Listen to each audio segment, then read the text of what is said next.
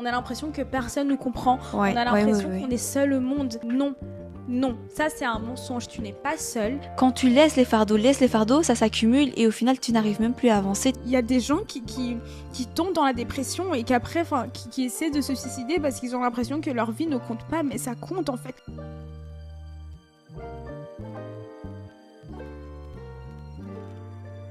Salut tout le monde et bienvenue dans Renaissance Lumineuse. Je m'appelle Vénissa. Et moi c'est Shirley et tout simplement ce podcast, il est là pour vous faire entendre la parole de Dieu, mais pas de n'importe quelle façon parce qu'on n'est pas ici pour vous enseigner ni pour montrer qu'on est parfaite. On est ici pour vous montrer que dans toute situation, on peut mettre Dieu au centre, dans la dépendance affective, dans la souffrance, dans le célibat, dans toute autre situation, dans tout autre questionnement dans notre génération, en fait, parce que on a remarqué que maintenant on cherche souvent les réponses dans le monde, sur les réseaux sociaux, par rapport au jugement des personnes aussi, et on s'est rendu compte qu'il y a quelque chose de beaucoup plus fort, et c'est Dieu, notre Créateur, qui lui seul peut nous répondre par rapport de manière complète, de manière parfaite. Et voilà, tout simplement, on aimerait partager ça, et on est trop contente aujourd'hui. Bon, les gars, je vais pas vous mentir, là, on venait de tourner 40 minutes d'épisode. 40 minutes d'épisode. Et en fait, mon micro à moi ne fonctionnait pas. Donc là, on a recommencé. Mais bon, c'est pas grave. C'est peut-être que, je sais pas, ce qu'on va dire maintenant va être mieux dit. Peut-être. On espère. Comment s'est passée ta semaine ? Franchement, ma semaine s'est très bien passée, hyper rapide. Vraiment, encore une fois, j'ai l'impression que je vis dans un train qui ne s'arrête pas. Mais ce matin, j'étais quand même fatiguée parce que j'ai mal dormi. Mais voilà, je suis en pleine forme. Et je suis trop contente de pouvoir tourner, d'être avec toi aujourd'hui, de pouvoir être avec Cameron. Qui filme à chaque fois. Voilà. Et ouais, voilà, je suis trop contente quand même. Et je sais que la semaine, en vrai, je lui mets une bonne note. Parce que je continue à être épanouie, même si en vrai cette semaine c'était une semaine où j'étais pas mal sensible. Pour être honnête, j'étais quand même très sensible. Mais voilà, je suis contente d'être aujourd'hui ici, tout simplement. Et toi ? Alors moi cette semaine c'était une bonne semaine aussi. C'est juste que ce matin je me suis réveillée, j'étais fatiguée. Vraiment j'étais fatiguée, je me suis réveillée tôt. Je me suis réveillée à 6h30 et j'étais en mode vas-y je vais préparer l'épisode de ce matin. Je me suis réveillée, j'ai pris ma couverture avec moi et j'ai dormi sur mon canapé. Et j'ai dormi genre 1 heure encore. Je dis Seigneur, donne-moi l'énergie. J'étais juste épuisée. Mais bon, je suis contente d'être là. Je suis contente de faire ce tournage, enfin de faire cet épisode. Je pense que c'est un épisode hyper important parce qu'aujourd'hui, on va parler de la souffrance. Et de la souffrance, les gens qui souffrent en silence parce qu'on sait c'est quoi. Je pense qu'il y a tellement de gens qui ont un masque et c'est horrible parce qu'en fait, on se rend pas compte de ce que les gens traversent toujours. Et en fait, cet épisode, c'est vraiment pour cette personne, toi, qui est en train de souffrir en ce moment. C'est pas un hasard si t'es tombé sur cette vidéo. Et on veut juste te parler de comment Dieu peut te restaurer dans ta souffrance et comment, en fait, il y a une lumière au bout du tunnel. N'abandonne pas.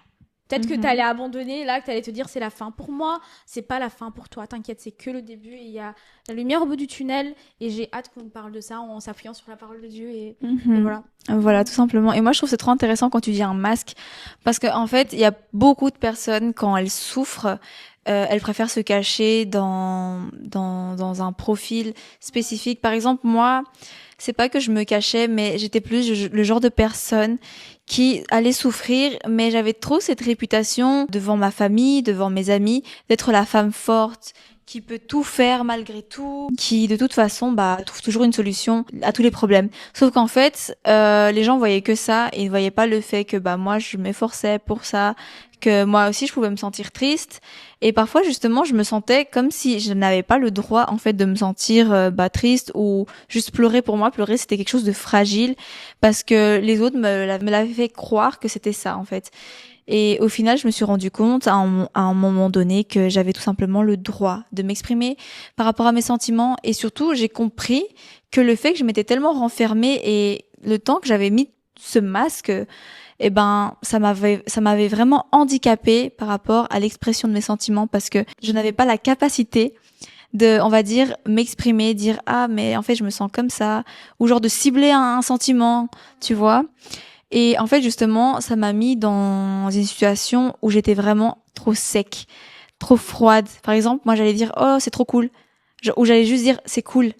Et les gens étaient en mode mais Un peu plus, ma oui belle. c'est ça. Et pour moi c'était cool quoi. Et c'est parce qu'en fait j'avais pas cette habitude de m'exprimer sentimentalement ou de faire voir mes émotions. Et encore aujourd'hui j'y travaille. Parce que, bah, tout simplement, j'ai refusé d'être dans cette identité de froideur, dans cette identité de ah moi je peux toujours tout. Non, j'ai le droit d'être triste. Il y a des moments où je pleure et je m'autorise en fait à pleurer parce que c'est tout à fait ok. Tu peux pleurer, tu peux être triste, mais dans cet épisode, en fait, on va vraiment parler du fait que c'est ok d'être triste. Il faut l'accepter, mais il faut s'en sortir. Et ça, Exactement. c'est grâce à Dieu. J'allais dire, elle va dire quoi, je l'assure. Mais je pensais que t'allais le dire. T'allais dire la Bible, t'allais dire la Bible, mais t'as dit Dieu. Bah, Dieu, Bref, mais Dieu, la Bible, parole la de parole. Dieu. Non, mais totalement. Je pense qu'en fait, quand on souffre et quand on n'ose pas dire ce qu'on ressent et qu'on n'ose pas partager ça avec les autres, ça me fait tellement mal au cœur parce que on est isolé. On a l'impression que personne nous comprend. Ouais, On a ouais, l'impression ouais, qu'on ouais. est seul au monde. Et la vérité, c'est que non. Non, ça c'est un mensonge, tu n'es pas seul. Il y a des gens qui veulent être là pour toi, il y a des gens qui veulent t'aider. Et la personne qui veut le plus t'aider, devine c'est qui? C'est Jésus-Christ. Il veut que tu viennes à lui, il veut que tu déposes tes fardeaux. Et je sais que c'est des trucs qu'on entend souvent dans le monde chrétien, en mode « Oh, dépose tes fardeaux, Dieu veut t'aider », mais c'est vraiment le cas.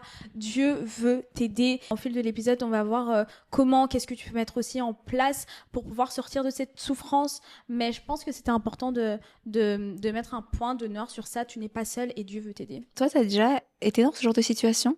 J'ai été dans ce genre de situation, oui. Je pense qu'avant de donner ma vie à Christ, j'étais dans la souffrance. C'est pas à chaque fois que j'en parle, je rigole, mais c'est tellement pas drôle, les gars. Je pense que c'est juste nerveux. Je me souviens, j'étais le genre de personne. J'avais un masque. J'étais le genre de personne qui allait à l'école, qui souriait, qui faisait des blagues. Je rentrais chez moi, je prenais ma douche, je pleurais. Je dormais, je pleurais.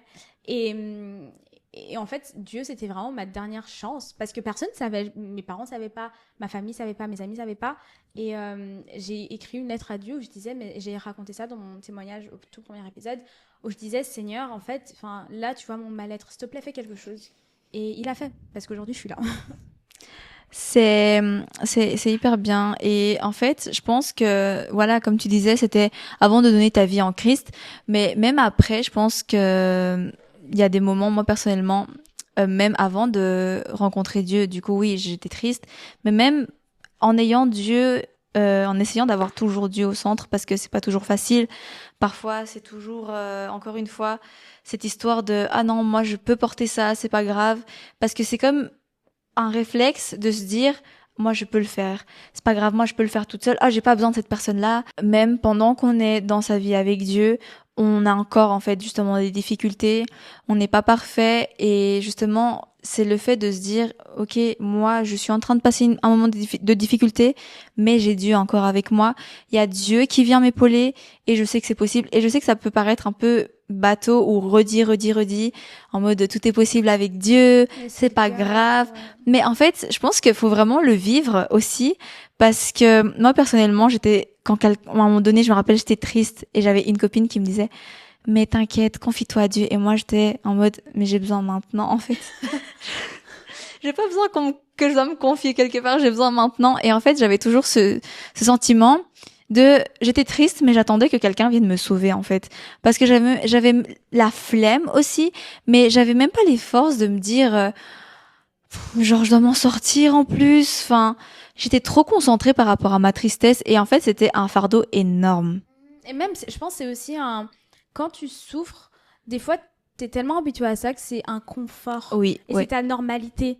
Mais sache que non, genre, je sais qu'il y a des gens qui pensent aussi que la souffrance, ce sera éternellement pour eux et que ils Mm, doivent juste accepter ça et que c'est vrai. le bonheur, c'est pour les autres et c'est pas pour eux. Mais c'est faux. Il y a des personnes Et qui vivent comme ça avec un masque. ouais. Et moi, il y a des personnes que je connais qui ont déjà un âge avancé, et franchement, ils n'ont toujours pas enlevé ce masque. Ils ne se sont même pas rendus compte de ce masque, en fait. Et il y a un verset que j'aime beaucoup, c'est dans Matthieu 11, le verset 28 qui dit « Venez à moi, vous tous qui êtes fatigués, de porter un lourd fardeau et je vous donnerai le repos. » Et c'est comme, c'est tout ce qu'on recherche, je pense, le repos, la paix. Et Dieu peut te donner ça. C'est aussi écrit dans le verset 29. Prenez sur vous mon joug et laissez-moi vous instruire, car je suis doux et humble de cœur. Et vous trouverez le repos pour tous vos traîtres. Waouh, je suis doux. Oh, franchement, Dieu, c'est Tellement tellement surtout, doux. c'est comme cette souffrance, c'est lourd, tu vois. C'est lourd, C'est lourd. ça peut, tu peux même te sentir écrasé par tout ce que tu traverses. Tu peux même te sentir angoissé angoissé et dépassé dans ce que tu traverses en ce moment. Et c'est comme Dieu te dit, hey, je suis là, je veux que tu viennes à moi comme tu es, peu importe ce que tu as fait. Je sais pas pourquoi tu souffres, on sait pas pourquoi tu souffres, mais il n'y a pas de souffrance trop grande pour Dieu. On parle du Dieu de l'univers. Donc, viens comme tu es, confie-toi à lui et dépose tes fardeaux à ses mains. Ouais, à ses mains. Et tu verras qu'il va te restaurer. Oui, c'est ça. Et moi, j'aime trop ce verset aussi parce qu'on parle vraiment de viens déposer. Dieu, il ne dit pas oui, toi peut-être ou toi là-bas. Non, il dit toi viens déposer tes fardeaux toi qui es fatigué. En fait, on parle pas d'une fatigue comme nous, on a dit ce matin, oh, je suis fatiguée. On ne parle pas de ce genre de fatigue. On parle d'une fatigue qui est vraiment spirituelle, j'ai envie de dire, un fardeau que peut-être tu ne vois pas parce que moi, par exemple, quand je me retourne, je ne vois pas ce qu'il y a dans mon dos. Je ne vois pas comment mes cheveux sont derrière moi. Donc, ça veut dire que, en fait, on n'a pas la vision de ce genre de fardeau. Et Dieu, lui, il sait. Parce que du coup, lui, il dit, toi qui es fatigué, viens, dépose mes fardeaux. Parce que Dieu, il sait que t'as déjà des fardeaux. Et moi, tous les jours, j'ai encore des fardeaux. C'est pas, oh, hop, une fois j'ai donné mes fardeaux à Dieu et ça veut dire que c'est devenu automatique. Non, c'est tous les jours, il faut que je dise, Dieu, je remets mes fardeaux entre tes mains parce que je ne peux pas avancer avec ça. Je dois être légère, je dois me sentir libre pour pouvoir avancer dans les plans de Dieu et pouvoir surtout être en forme. Parce que ce que Dieu, il veut, c'est que tu sois reposé. Il veut que tu sois en pleine forme. Il veut pas que tu sois à moitié endormi parce que un repos, quand tu n'as pas de repos, t'es à moitié endormi. T'as tes yeux qui te piquent. Tu te sens dans un mal-être, en fait. T'es pas confortable dans ton corps. Et c'est ça ce que Dieu, il veut t'épargner, tout simplement. Et c'est pour ça qu'on dit que Dieu il est doux à la fin du verset. Car il est doux, il est humble de cœur. Ça veut dire que Dieu, comme t'as dit, c'est vraiment parce qu'il est tellement rempli d'amour. Il ne veut pas te voir en train d'être fatigué pour des charges peut-être inutiles, pour des charges que lui te dit, viens déposer. Arrête de charger, arrête d'être en train d'être comme ça. Et en fait, et en fait, peu à peu, tu te rends compte que tu es au sol. Tu ne le vois pas, mais ton fardeau te met à terre. Et ça, au final, quand tu laisses les fardeaux, ça s'accumule et au final, tu n'arrives même plus à avancer, tu n'arrives même pas à te relever et te dire, bon, je vais essayer de m'en sortir. Non, dépose tes fardeaux. Tous les jours, dépose-les. Et une habitude de dire, Seigneur, moi, je dépose aujourd'hui mes fardeaux parce que je sais que sans ça, moi, je vais pas arriver à marcher librement, légèrement. Donc, voilà. Et même totalement... j'étais juste en train de penser aussi au fait que quand tu ne déposes pas tes fardeaux dans les mains de Dieu, en fait, tu vas tellement être abattu par tes fardeaux, par cette souffrance, que tu vas oublier qui tu es, que les gens vont même plus savoir te reconnaître, les gens vont te dire, mais t'es éteinte en fait. Oui. T'es éteinte. Et c'est juste comme Dieu, il a un plan pour toi, Dieu, il a un plan pour chacun d'entre nous. Ne laisse pas l'ennemi t'enfermer dans cette souffrance, parce que lui il veut que tu restes dans cette souffrance, parce que si tu restes dans cette souffrance, t'es quelqu'un, enfin c'est facile, tu vois, tu vas pas pouvoir avoir un impact, alors que Dieu il a un plan pour toi, pour que peut-être t'aies un impact dans le monde, dans ton entourage. Quand je dis un impact, c'est même un impact dans ton église, dans ton école, avec tes amis, et c'est juste comme, ne donne pas ce plaisir à l'ennemi. Ne donne pas ce plaisir à l'ennemi. Quand on s'isole, c'est ça, comme tu disais, en fait, on devient une proie entre guillemets facile parce que du coup, il est content, l'ennemi, en fait, quand il voit que tu n'as pas d'espoir. Il est content quand tu commences à être tellement triste parce que c'est lui qui nourrit cette tristesse. C'est ça, en fait, la tristesse, ça va te mener où? Ça va te mener nulle part. Et c'est ça, c'est vraiment le fait de se dire, ok, non. La tristesse, je peux être triste, mais il faut que ces obstacles qui sont devant moi, il faut que je les affronte. Et je vais parler d'une femme dans Marc. Mais après, elle se retrouve aussi dans Marc, elle se retrouve dans Luc et aussi dans Matthieu. Donc c'est dans Marc, chapitre 5, du verset 25 au 35. En fait, c'est une femme qui a saigné pendant 12 ans. Je ne sais pas si vous connaissez cette histoire, c'est pas une parabole parce qu'en fait, elle se retrouve dans le livre de Marc, dans le livre de Luc et dans le livre de Matthieu. Donc c'est une vraie histoire qui s'est passée. Et en fait, c'est une femme qui, elle saignait pendant 12 ans. Et il faut savoir qu'à cette époque-là, toutes les personnes de la ville qui avaient peut-être une maladie bizarre, qui avaient la lèpre, ou qui, par exemple, cette femme qui avait tout simplement des saignements, et en fait, elle était considérée comme impure. Et en fait, devant les yeux des gens, elle était vraiment considérée comme quelque chose qu'il fallait même pas la toucher, parce que si tu la touchais, t'étais devenue aussi impure, et il fallait que t'ailles te faire purifier avant le coucher du soleil. Donc voilà, c'était limite, tu la touches, t'es en quarantaine, quoi. Donc ça veut dire vous dire à quel point il y avait un rejet envers cette femme qui a été critiquée, cette femme qui a été rejetée. Et donc au final, elle n'avait pas d'autre choix que d'aller s'isoler. Et en fait, à un moment donné, tu parlais du fait qu'il fallait parler aux personnes autour de nous. Et par exemple, si je prends l'exemple de cette femme, elle était isolée et elle n'avait personne à qui parler. Donc ça veut dire que cette personne, il y avait personne à qui parler parce que si elle osait ne serait-ce que parler, ou ne serait-ce que s'approcher de la ville, on allait lui lancer des pierres. Ça, c'était normal dans la loi à cette époque-là. Mais maintenant, toi qui es dans cette situation, je ne sais pas ce que tu traverses, je ne sais pas si toi-même t'es triste par rapport à tes actes, mais parle-en, confie-toi à quelqu'un parce que je pense que mettre des mots par rapport à tes situations déjà te permet de pouvoir l'accepter. Et c'est une des étapes hyper importantes en fait dans cette histoire-là parce que cette femme-là a su l'accepter. Elle s'est dit ok, moi j'ai des saignements, elle a dû appliquer quelque chose, je sais pas, j'imagine qu'elle devait se faire un vêtement spécial pour ça, donc elle a dû l'accepter. Elle avait cherché tous les moyens aussi de s'en sortir, donc elle avait donné tout son argent pour les médecins, mais il n'y avait rien qui avait donné une guérison, on va dire. Et donc au final, cette femme, elle avait entendu des échos comme quoi Jésus, où il y avait tout simplement un homme, donc Jésus, qui venait guérir les malades.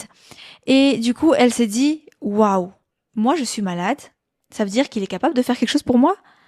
Et juste, cette petite pensée a donné une lumière au fond du tunnel. Et en fait, c'est un espoir de s'en sortir. Et en fait, je pense que c'est oser se dire, ok, moi j'ai des peurs. J'ai peur qu'on me lance des pierres.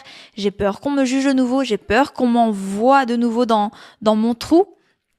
Et en fait, je vais pas laisser que ces peurs-là viennent m'envahir parce que si ces peurs-là viennent encore m'envahir, je vais rester dans la même situation et ça ne va rien changer. Moi, mon but, c'est de changer parce que je pense que personne ici n'a envie de rester dans une situation qui, en plus d'être triste, en fait, ça va t'enfoncer tout le temps, tout le temps, tout le temps. Notre but, c'est pas de créer notre trou de tristesse, c'est de s'en sortir parce qu'on a envie de vivre une vie correcte, on a envie de vivre une vie joyeuse.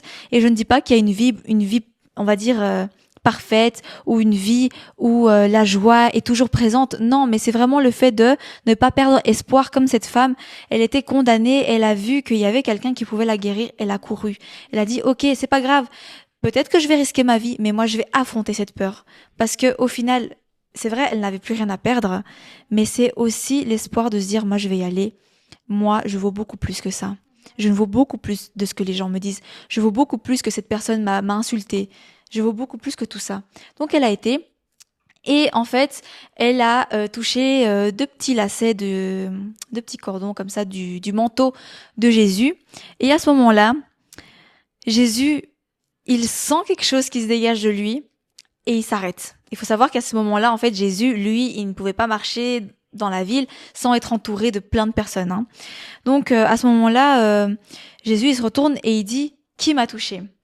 Et donc voilà, c'est ici, il dit qui m'a touché. Et Jésus regarde autour de lui pour voir qui a fait cela. Et en fait, les disciples lui répondent, tu le vois bien, la foule est très serrée autour de toi et tu demandes qui t'a touché. Et donc après, la femme ici, elle dit qu'elle tremble de peur parce qu'elle sait ce qui lui est arrivé. Quand il dit parce qu'elle sait ce qui lui est arrivé, ça veut dire qu'en fait, elle a senti qu'elle était guérie. Ça veut dire qu'en fait, elle a senti qu'elle avait pris quelque chose, en fait, un pouvoir, on va dire, de Jésus qui est venu sur elle pour la guérir. Et après, elle vient se jeter aux pieds de Jésus et elle lui dit toute la vérité. Ici, c'est très important. Quand elle dit, elle s'est mise aux pieds de Jésus et lui a dit toute la vérité. Ça veut dire, c'est quoi la vérité? Ça veut dire que Elle a dit, Jésus, moi j'avais peur de mourir. Jésus, moi je suis malade, je suis impure. Ok? Et en fait, elle a accepté. Et encore une fois, j'insiste, acceptez votre situation parce que c'est grâce à ça que vous allez pouvoir avancer déjà. Et du coup, à ce moment-là, Jésus lui dit, ma fille, ta foi t'a sauvée. Va en paix, sois guérie de ta maladie. Quand Jésus, il dit, ma fille, tu as été sauvée par ta foi, c'est parce que, en fait, elle a tellement cru qu'il y avait une solution. Elle ne savait même pas qui était cet homme-là, mais elle avait cru qu'il y avait un espoir de s'en sortir de sa situation. Et c'est grâce à cet espoir qu'elle a mis en Jésus que, en fait, elle a été guérie. C'est pas uniquement parce qu'elle a touché le vêtement. Non, c'est pas parce que tu vas toucher le vêtement de Jésus que c'est bon. Non, c'est l'espoir d'avoir la conviction de que moi, je ne mérite pas d'être dans cette situation et je vais y aller jusqu'à trouver la solution. Et moi, j'ai la conviction que c'est auprès de Dieu qu'il y a cette guérison. Donc voilà, faut comprendre que vraiment cette femme était peut-être atteinte de maladies, d'anémie, de cancer, parce que pour avoir des saignements pendant 12 ans, moi, je n'arrive même pas à m'imaginer, parce que ça a dû être une torture mentale, corporelle, et ça l'empêchait de tout parce que cette femme n'était même pas mariée, donc elle avait personne. Donc voilà, c'est vraiment un exemple qu'il faut que tu acceptes en fait ta situation, qu'il faut que tu ailles au-delà de tes peurs, de tes obstacles. Tes obstacles ne définissent pas qui tu es, tes peurs ne définissent pas qui tu es, ta situation ne te définit pas, ni tes sentiments. Et au final, c'est vraiment le fait de dire, moi, je crois en quelque chose de plus, en fait. Je ne suis pas venue sur Terre pour ça. T'es pas venue ici sur Terre pour souffrir. Pas du tout.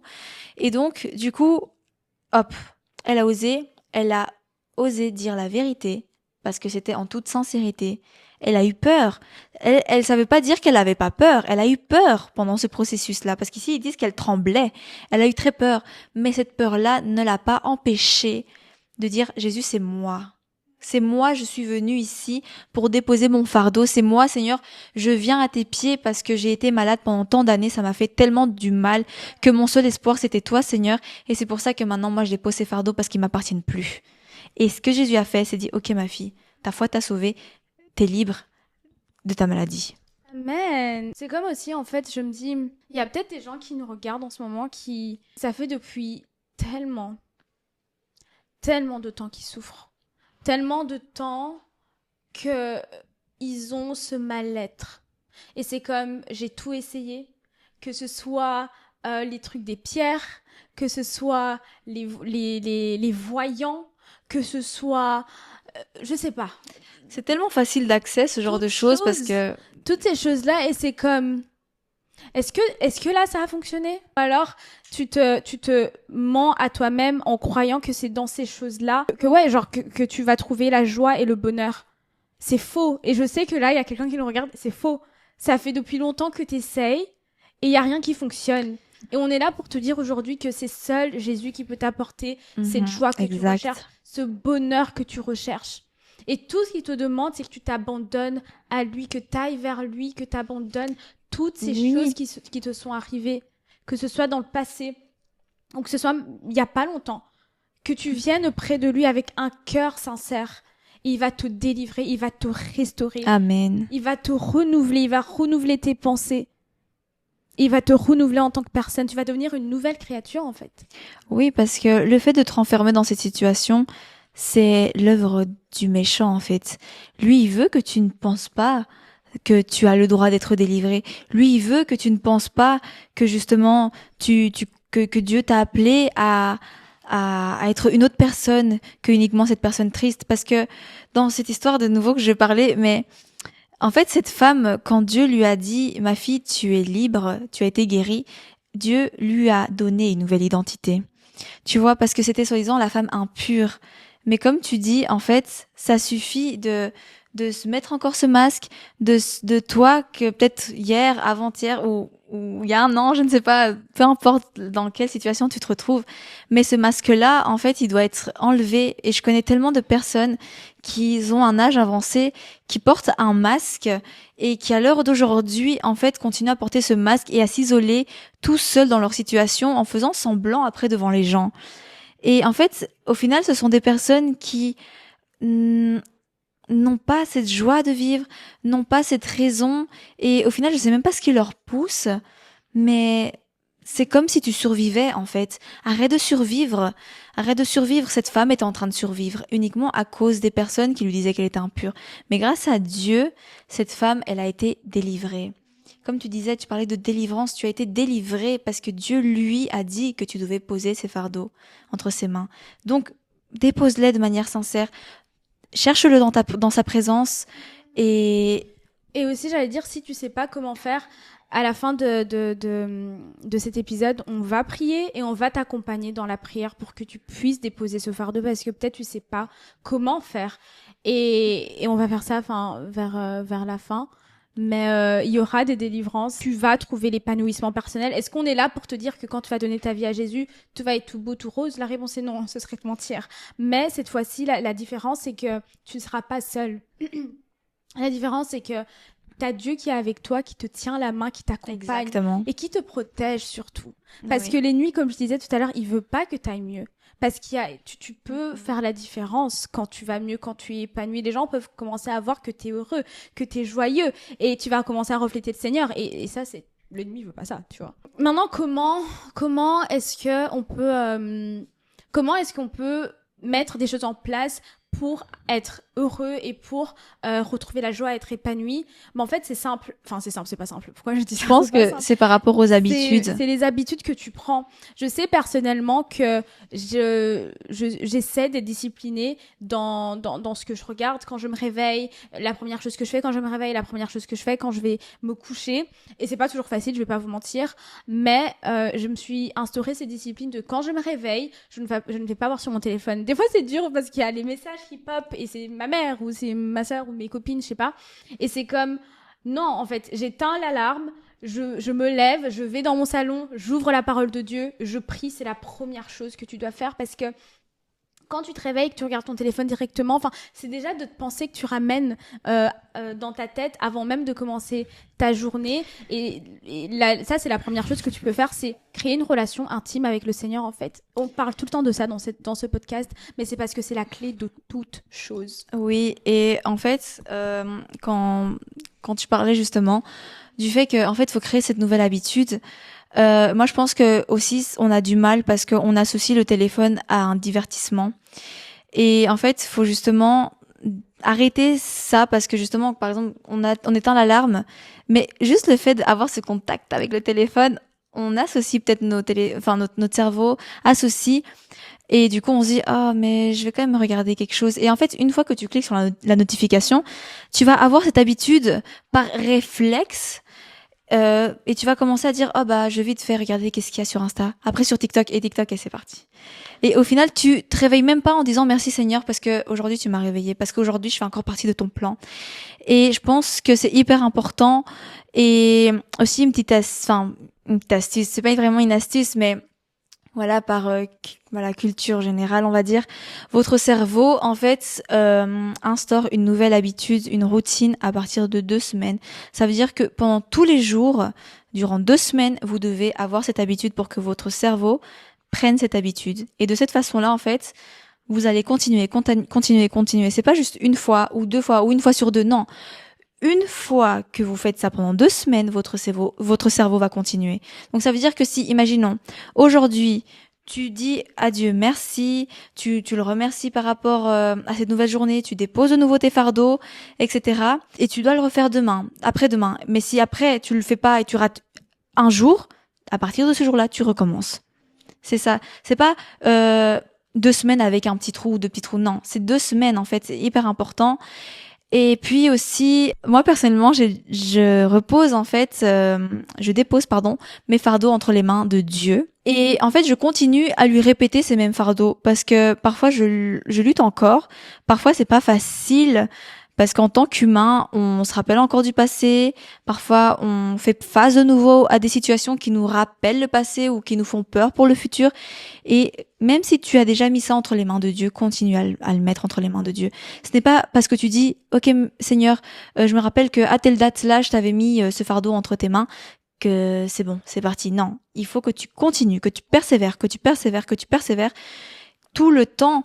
Et jusqu'au moment même que tu dis merci Seigneur parce que je n'ai plus ce fardeau. Et même en disant ça, tu reposes encore sur lui. Donc c'est ça hyper important. Et c'est aussi, et des gens autour de toi qui vont prier pour toi. On disait au début que, en fait, l'isolement, c'est quand t'es isolé, t'es la proie parfaite, comme Shirley disait au début. Donc, si t'as l'impression que t'as pas d'amis ou t'as personne à qui te confier, que dans la famille c'est compliqué, va peut-être trouver un leader de ton église, ou si t'as pas d'église, ben va trouver une église. Après, je sais que se confier à tout le monde c'est pas facile, mais prie pour que Dieu mette les bonnes personnes pour que tu puisses parler. Va voir peut-être une psychologue, un psy. C'est juste des choses tellement importantes. Ne garde pas ça pour toi seul parce que ça va juste te détruire. Et fais le pas réellement parce que cette situation, il faut pas qu'elle persiste en fait. Faut pas que tu te trouves ton confort dedans. Moi, je pense que c'était un épisode hyper intéressant. C'est l'épisode le plus dur à tourner parce qu'on a eu pas mal de choses, mais j'ai vraiment l'impression que... je crois qu'il y aura des délivrances à travers cet épisode, pas parce que c'est nous, mais parce que je pense que Dieu veut te parler, toi qui regardes cet épisode. Ça fait trop longtemps que tu endures ce que tu es en train d'endurer. Et là, on va prier. Je vais carrément me mettre à genoux. Je veux vraiment qu'on fasse cette prière ensemble dans le sens où t'es pas tout seul et peut-être que tu sais même pas comment prier en fait. À ce, c'est la première fois que t'entends parler de Jésus, de Dieu, je sais pas. Et on veut juste vraiment t'accompagner dans cette prière. Fais cette prière avec nous pour que Dieu puisse te délivrer de cette souffrance, en fait, parce que ça a trop duré. Dieu, il a un plan pour toi et il te cherche, il court après toi. C'est pas juste, si tu viens lui parler, c'est pas juste, il va être content. Il va plus qu'être que content. Si tu pars, si tu vas pas te confier à lui et si tu restes dans cette souffrance, ça le fait souffrir, en fait. Ça le fait souffrir parce qu'il veut te sauver, il veut être ton sauveur et parce qu'il t'aime tellement. T'es pas là par hasard, t'as été créé pour une raison. Enfin bref, du coup, fais cette prière avec nous et Shirley aussi si tu veux prier après, tu peux. Hein. Saint-Esprit, viens prendre toute la place.